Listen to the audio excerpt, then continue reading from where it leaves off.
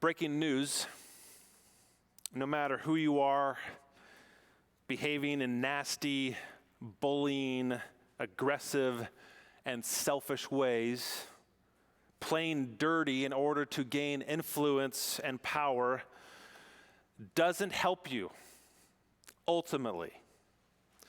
And many of you may be shooting me a puzzled look right about now because society, our country, the world often tells a different story.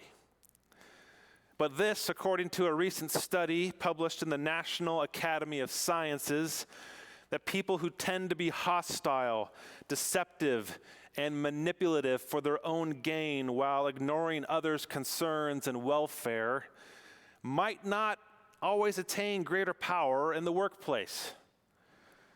And even though the times we live in are especially challenging, you don't necessarily have to play dirty to be the leader of the pack. Jacob eventually seemed to learn this. Jacob, if you've gathered from this part of his story we just read, was not a good man.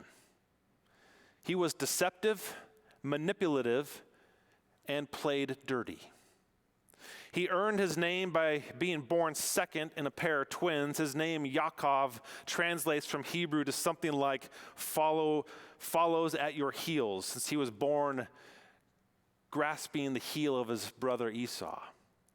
That may sound cute, but in Hebrew, being at the heel was an expression for backstabbing or overreaching or betrayal. And Jacob certainly does all those things. He overreaches to steal the inheritance and blessing of his twin brother. He betrayed his father with lies. He backstabs his father-in-law by conning him out of his herds of sheep and goats.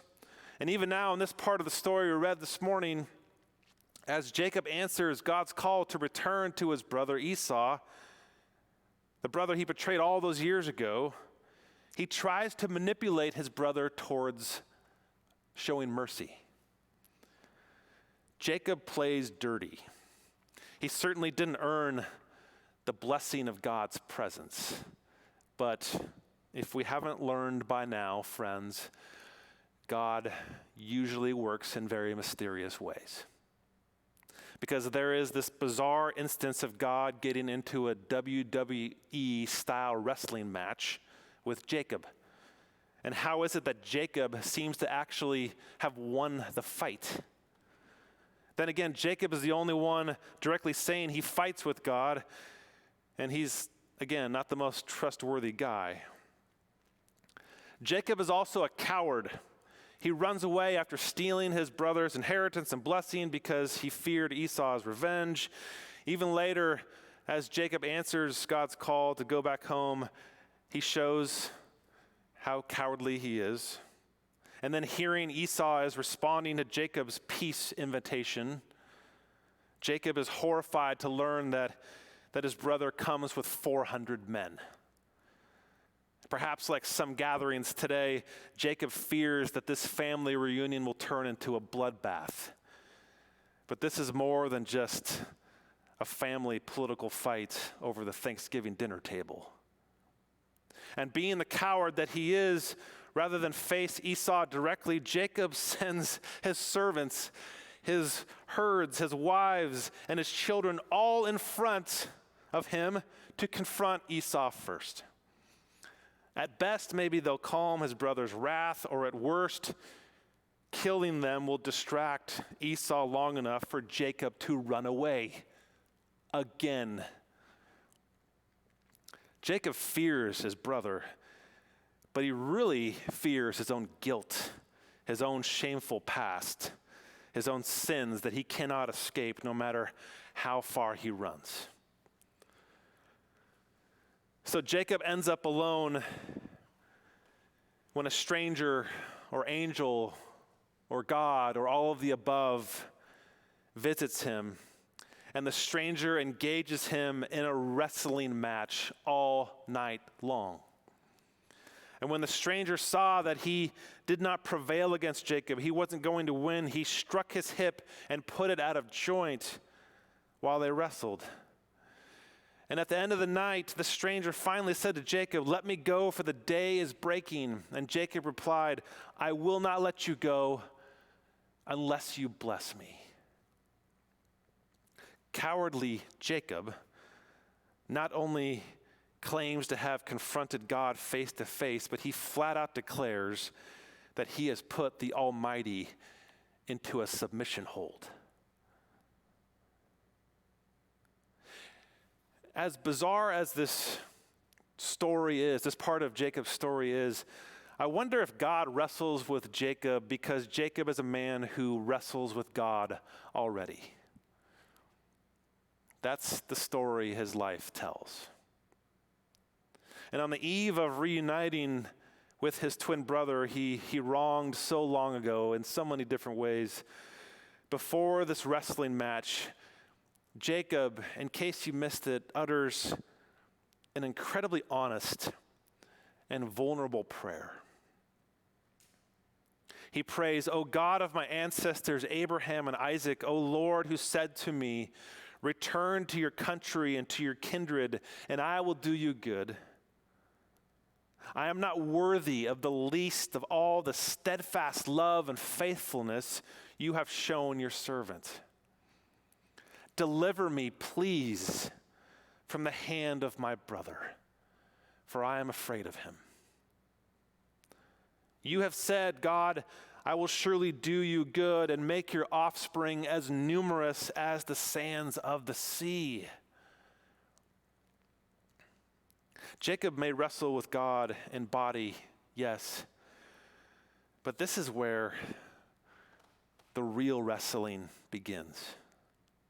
Here in his prayer, Jacob wrestles God with his soul, asking the questions in some way, shape, or form we all ask, speaking the fears and uncertainties we all hold, remembering past flaws and shortcomings and failures, fear, doubt, questioning, holding God to God's promises. God, you promised to love me. Are these sins of mine too much for that to remain true? God, I know what you said, but I look around me and see so many reasons to doubt, to despair, to give up, to run away, to hide. Are you there? God, I fear my own death. I ache over the loss of my dear loved one. Will you be faithful to your promises even in the grave? God, coronavirus infections are now more than they've ever been. God, I can't handle any more hate, division, and ugliness. God, things just aren't working right now in so many different ways in our life, in our country, in the world, and I have serious doubts if they will work anytime soon. God, we shouldn't have to be in this situation, and we are depleted and exhausted and depressed and scared. Please save us. In Western culture, I think we celebrate wealth, power, strength, confidence, prestige, and victory. Though we know that a measure of vulnerability, weakness, fear, discouragement, depression will come along with living at some point. And we tend to view these things as signs of failure or a lack of faith. Sooner or later, the cold, hard reality of life catches up to most of us. Right now, that's called 2020.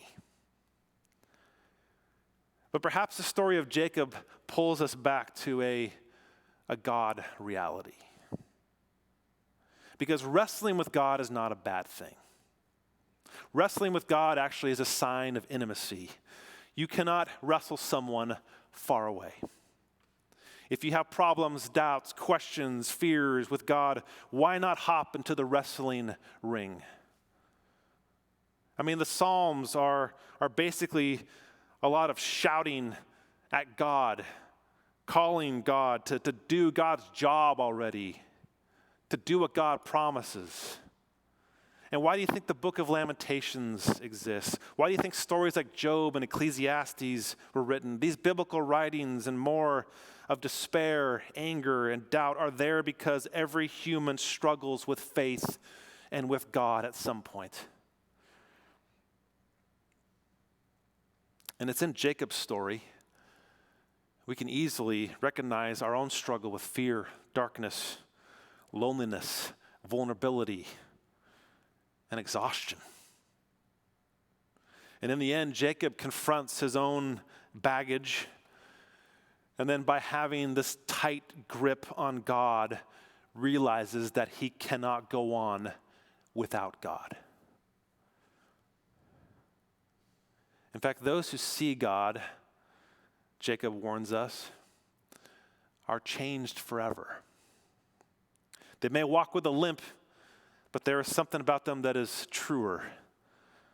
Jacob fights with God, yes, but he also learns that God is going to fight for him and with him. And my friends, God fights for us. The story doesn't end with Jacob. It continues that God struggles with us. The Word became flesh and dwelt among us, wrestled among us, laughed among us, wept among us, ate among us, told stories among us, suffered among us, died among us, and rose among us. The Word entered our story and invited us into His. And He said, "Watch me, follow me, see how I do it. This is what I desire." And it may feel like a wrestling match much of the time, but I'm with you. Friends, maybe not until you and I have wrestled with God will we know the depth of God's love or the grace of God's heart or just how close God actually is.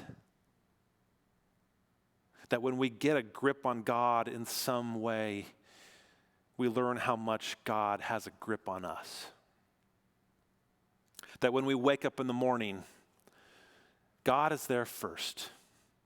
That when we wonder where God is in the midst of all the chaos and darkness and loneliness and despair, God has always been there. That when we go to bed at night, God is still there. Because God has always loved us first. Amen.